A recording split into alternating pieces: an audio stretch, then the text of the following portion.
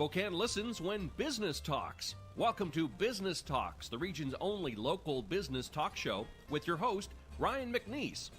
Business Talks is brought to you by our friends at STCU and Well Dressed Walrus. Now, let's get down to business with Business Talks.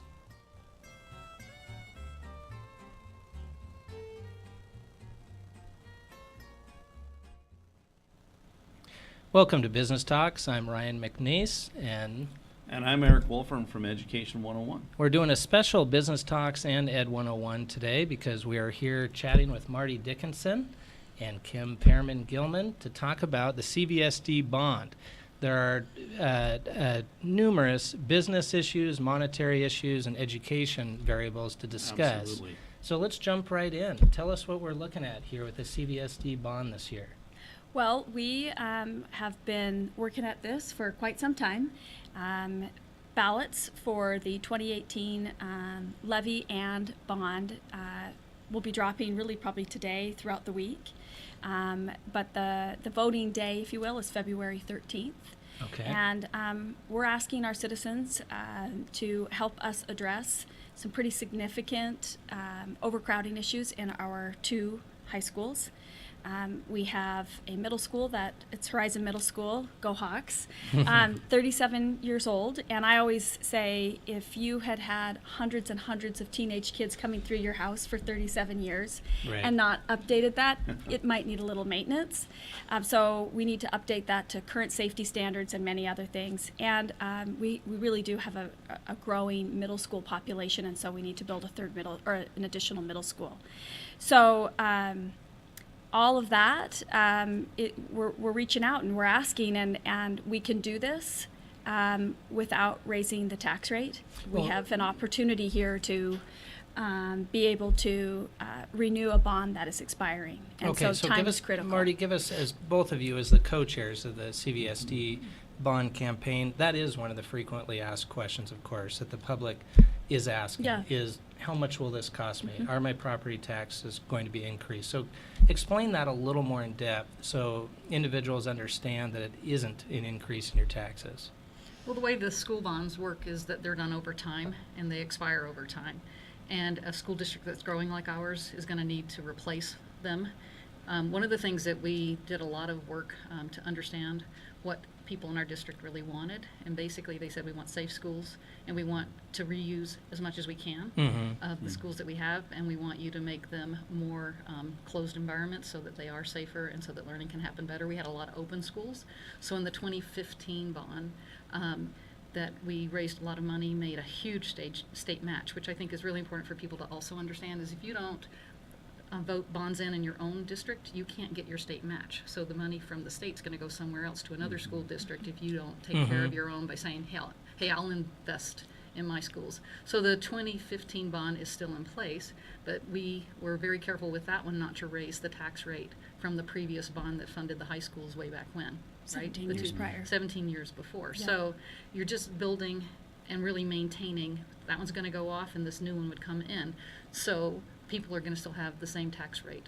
So you that they won't currently see have. an increase. There will be on no your increase statement. in tax rate. And I think that that's really important because the school district has been asked over and over again, don't raise my taxes. But they've also asked, make sure my kids are safe, make sure my kids have good environments to go to. And we're crowded beyond measure. We have way too many high school students.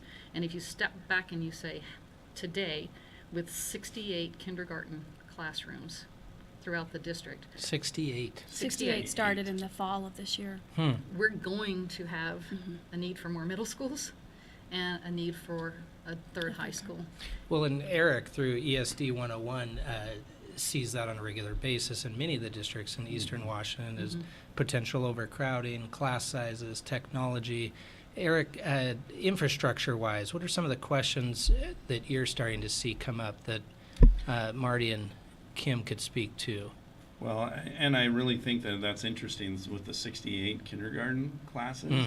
And I know that some of that is classroom reduction. Absolutely. You know, and that definitely helps. And being the first district to be able to meet that mandate of 1 to 17. Which is amazing. Big and deal, from yeah. a kindergarten point Yep. of view. And that, just for clarity, teaching that's kindergarten through third grade. through third, So Yes, Central Valley thank School you. District has hit that with Okay. this fall. all the way through. And Yep. so that just says, from an elementary point of view, how many more classrooms, how many more teachers did we definitely need to be able to make that happen, which was huge. So it's good to see.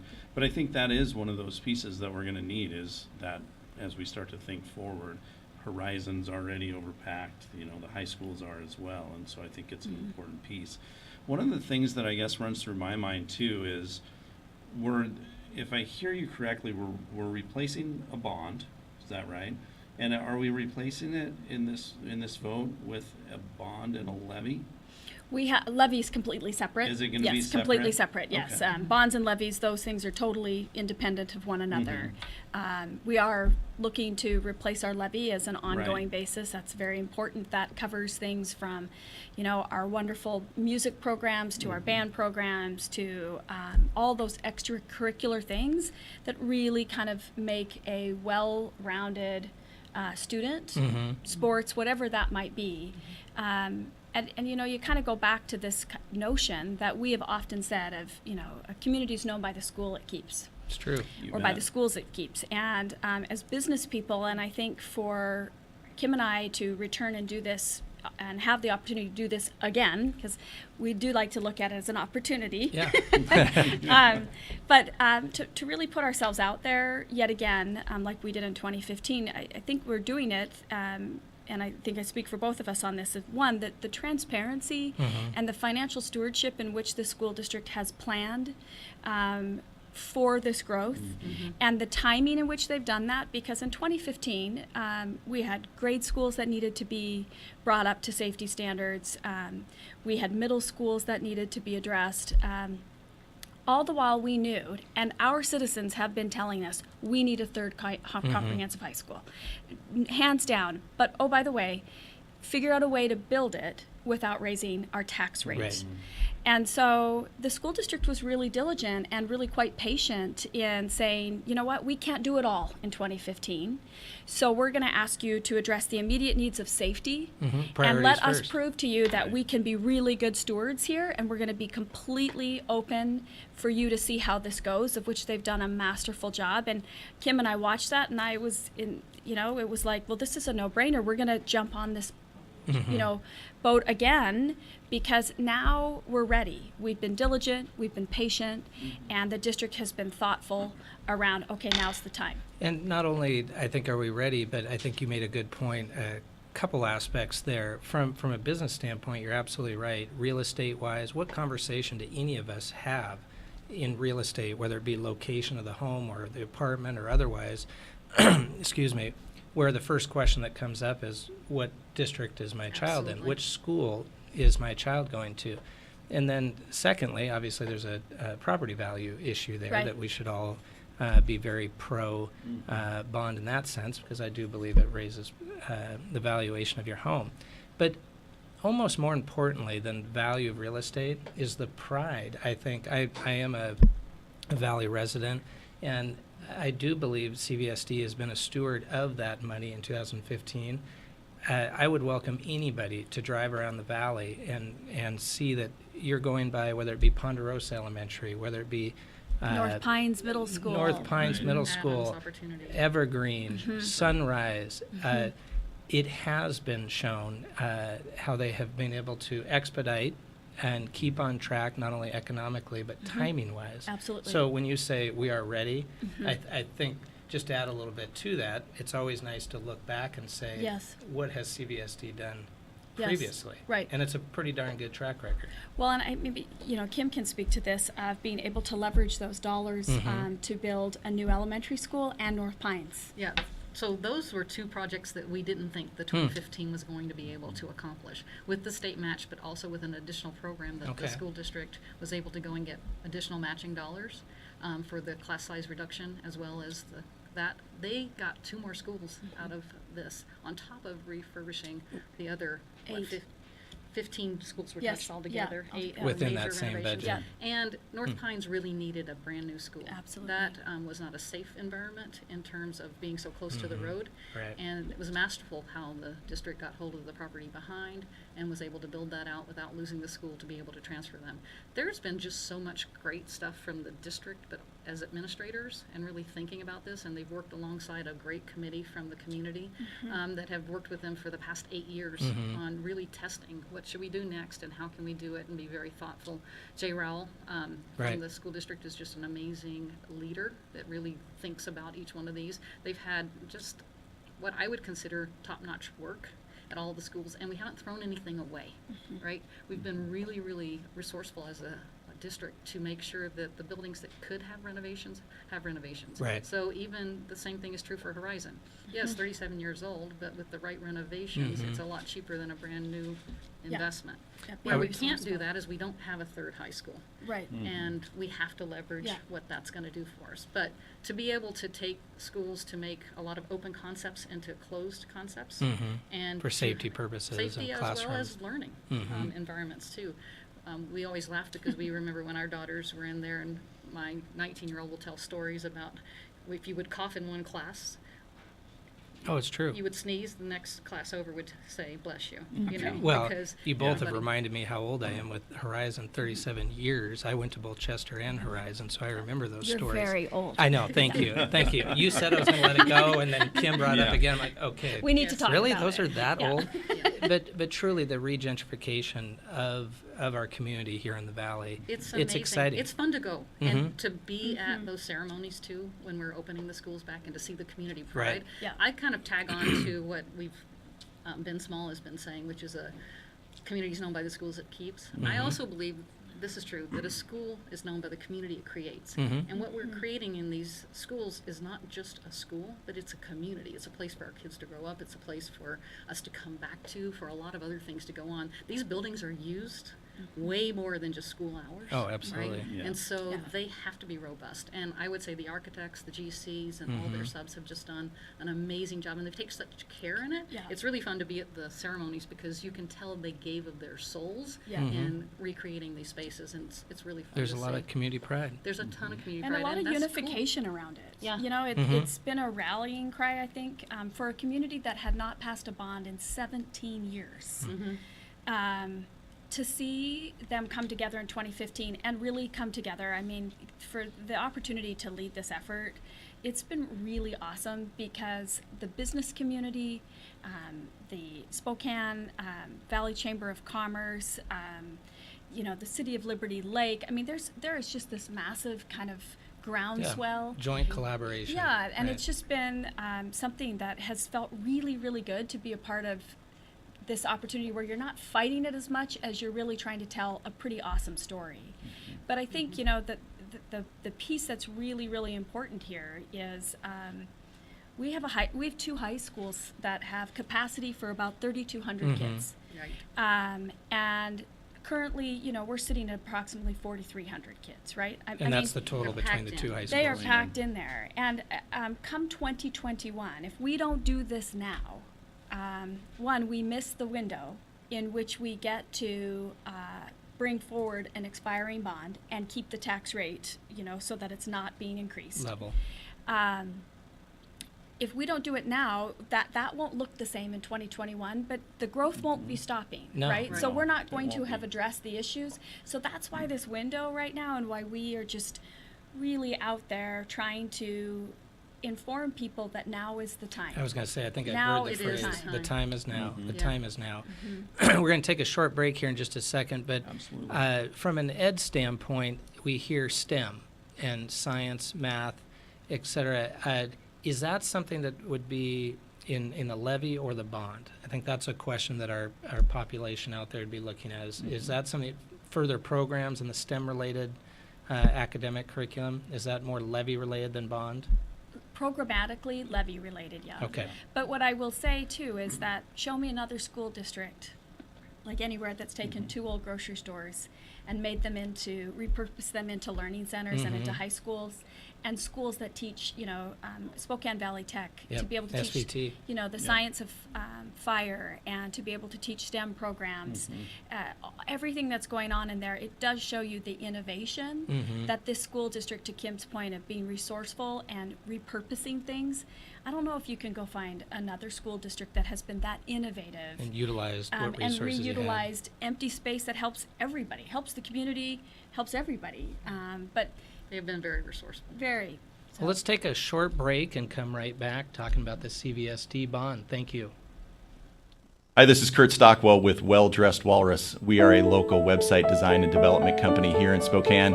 What we do is build beautiful, usable websites for local businesses. A website needs to be beautiful, it needs to be usable for your users, your customers, and yourself. Contact us anytime. We'd love to talk with you about your online marketing.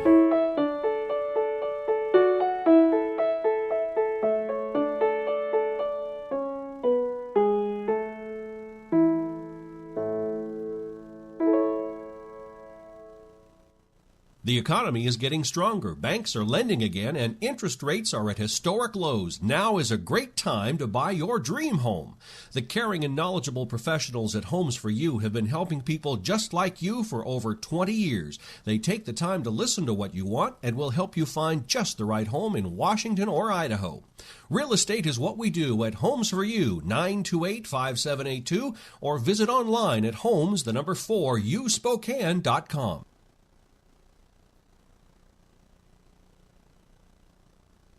Welcome back to Business Talks and Ed 101. This is a special program. We're talking about the CVSD bond. And for the first half of the show, we've really been digging into some, I would deem, frequently asked questions with regards to the bond. And I want to keep on that topic because, Marty, I think you said the ballots are going to be showing up in everyone's mailbox here today.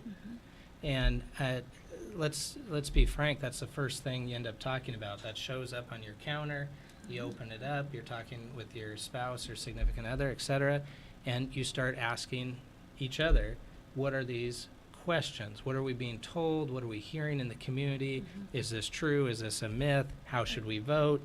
And I think you're doing a good job today of describing some of those very critical questions, whether it be monetary, and how that monetary decision relates to academics, infrastructure, et cetera.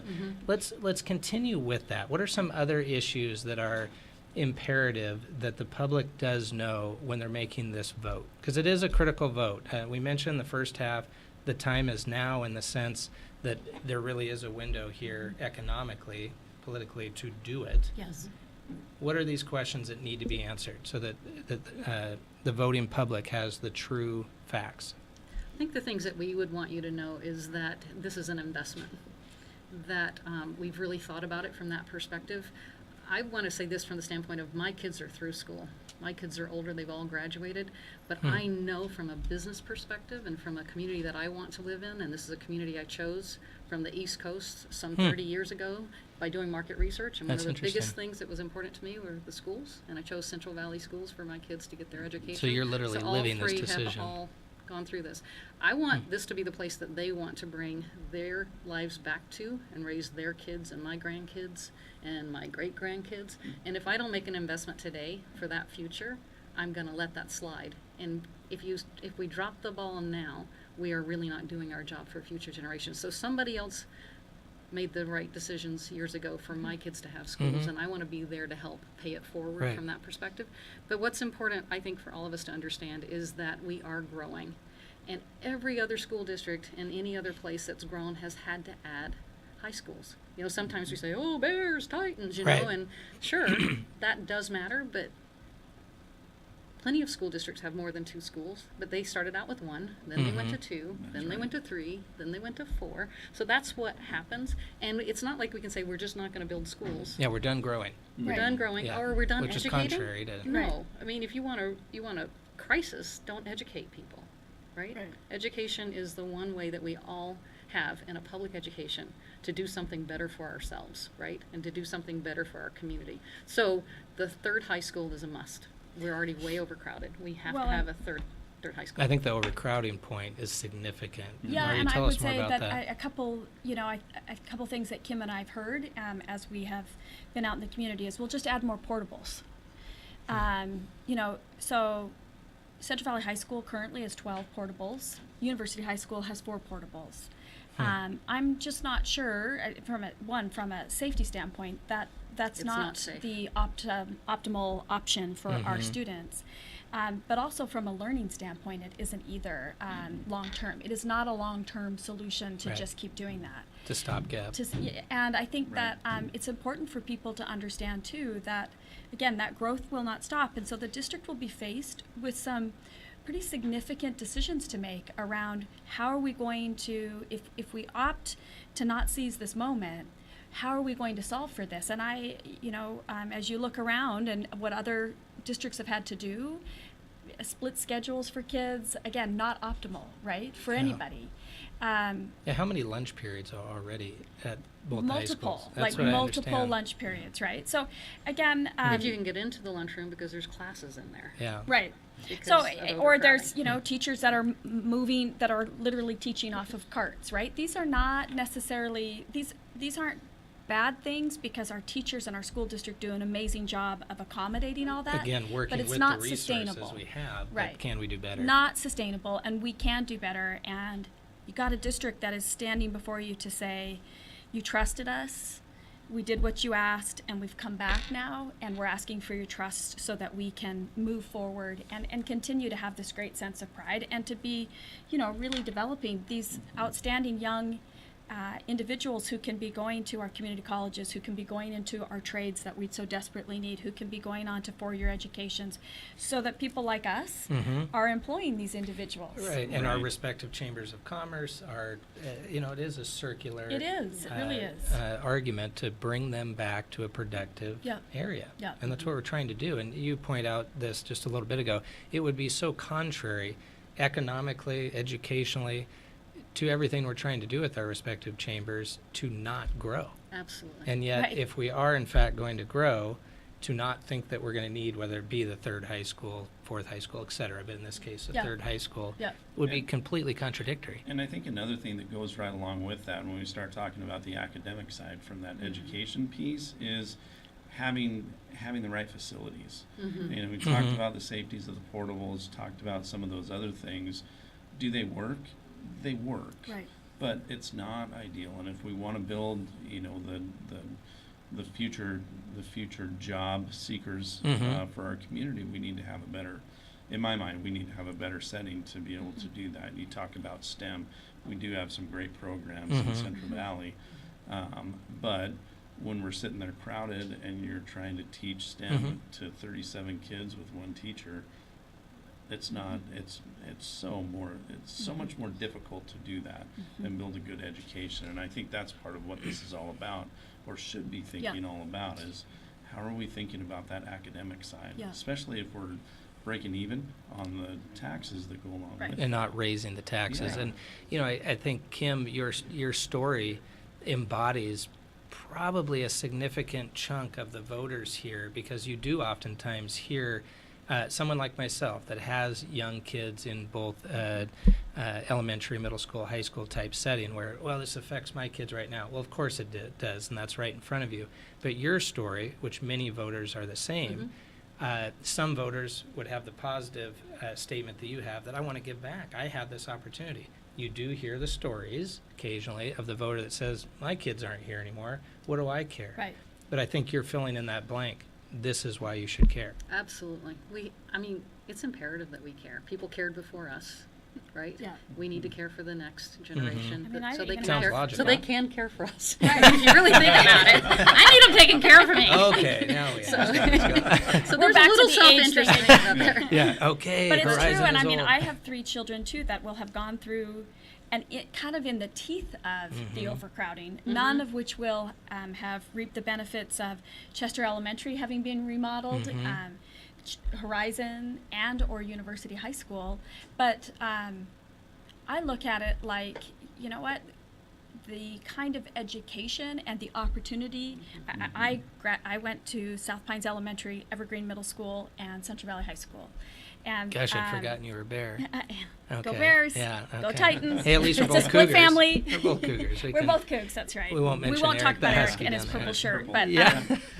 I'm a split decision there too. Yeah. but I think that you just can't ignore what Central Valley School District means and what it is. It's really a family, and it is a fabric of a lot of different individuals who have been very intentional about coming back or moving here and wanting their next generation to experience something similar. Marty, I think we both had the opportunity to be a Stinky Sneaker last week, Yep. and I think that really touches on what you're describing. And you touched on this, Kim, too, that yes, there's a lot of fun and a certain amount of pride that I'm a Titan or a Central Valley Bear and Stinky Sneaker, etc. But what you absolutely notice when you come away from an event like that is we We're a actually are community. all We're one in the community. Spokane Yeah. Valley. And I noticed that on Friday night, and Yeah. actually hadn't been to the Stinky Sneaker for a year or two. Yeah. But that resonated with me that this is a sincere, significant competition, Yeah. both spirit and athletically. But at the end of the day, Yes. it's about Well, and the I valley. think that, one thing that we want to think about with the third comprehensive high school too is the opportunities for kids. right. And if you get high schools that become bigger and bigger and bigger, there's 5 kids that get to be on a basketball court. Yeah. There's maybe 10 that are sitting on, the bench, right? If you're doing plays or you're, trying out for band, there's a certain number of slots, right? That's And there's actually a really good and point. so, or you're wanting to do DECA or whatever those Yeah. things might be, we have a responsibility to our children that are coming through to provide those opportunities.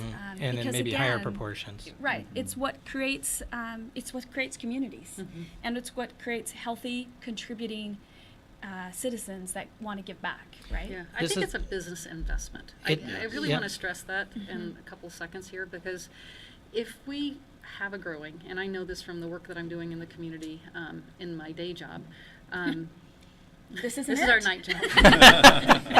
This is our night to weekends Okay. job.